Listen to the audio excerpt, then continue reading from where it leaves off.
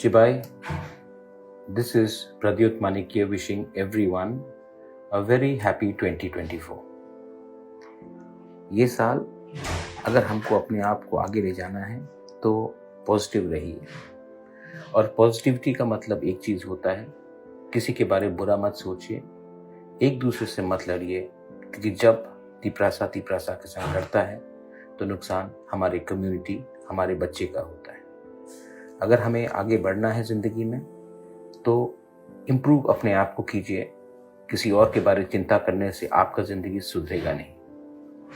अगर हमने अपने आप को इस साल अच्छे बनाने की कोशिश की, ड्रग्स को हमने रिजेक्ट किया, अपने आमदनी को इम्प्रूव करने की कोशिश की और एक दूसरे से लड़े कम, एक दूसरे से जेलस कम हो, ईगो कम हो, तो हम एज ए कम्युनिटी आगे बढ़ सकते हैं।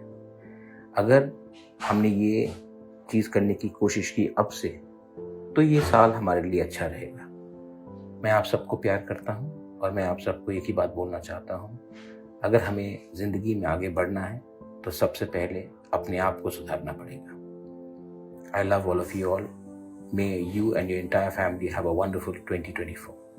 Belai Nuhambai.